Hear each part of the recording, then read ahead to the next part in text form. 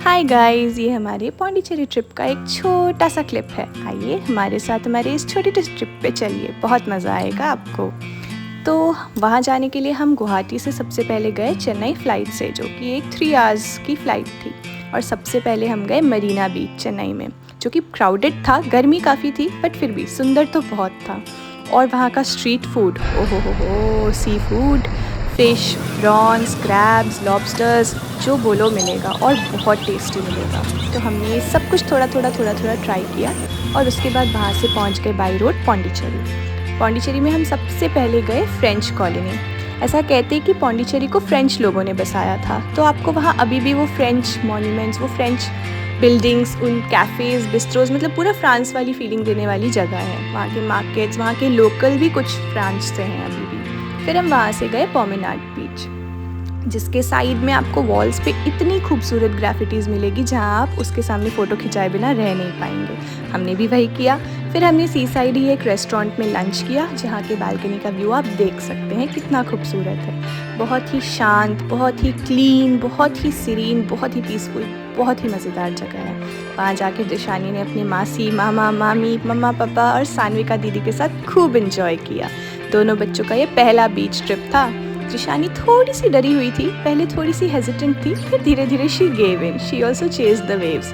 और सान्विका तो full on enjoy कर रही थी, she was very excited for the beach. उसके बाद जिशानी को थोड़ा और डर लगा तो वो पापा की गोदी में चढ़ गई, but still she enjoyed it nonetheless.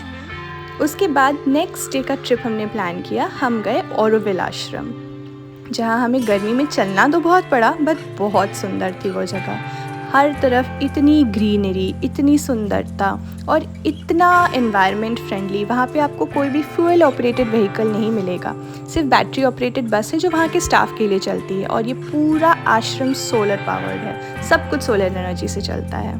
और वहाँ पे भी बहुत खूबसूरत फ़ोटोज़ आते हैं, बहुत ही सुंदर है। इसके नेक्स्ट डे हम लोग गए पैराडाइज बीच, जहाँ के लिए हमने लिया एक फेरी राइड, जो कि कितना अमेजिंग था आप खुद देख सकते हैं। It was very beautiful.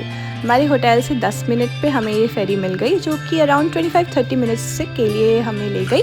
Paradise बीच पहुँच गए हम 30 मिनट्स में। उसके बाद वहाँ पे फिर से दोनों बच्चों ने सी वेव्स को चेज़ करना शुरू कर दिया। अब निशानी भी थोड़ी कंफर्टेबल हो गई थी और सान्विका तो बहुत इन्जॉय कर रही थी। वो दोनों बच्चे खूब नहाए, उन्होंने खूब मस्ती करी और खूब सारा मस्ती करी। हमने बहुत इन्जॉय किया, बहुत सारे फ़ोटोज़ खिंचाए। और उसके बाद वहाँ से हम फिर से वापस फेरी लेकर के लौट गए अपने होटल की तरफ, जो कि फिर से अराउंड 30 मिनट्स का रास्ता था। It was very cost effective, कुछ भी वहाँ पे बहुत एक्सपेंसिव नहीं था।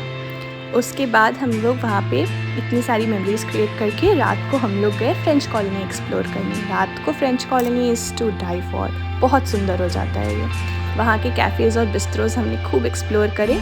और हम गए थे वैलेंटाइंस डे के रात को, तो हमने वहाँ पे बच्चों के साथ सेलिब्रेट किया वैलेंटाइंस डे कुछ इस तरह। फिर हम निकल गए वापस चेन्नई के लिए बाई रोड, जहाँ हम रुके महाबलीपुरम में।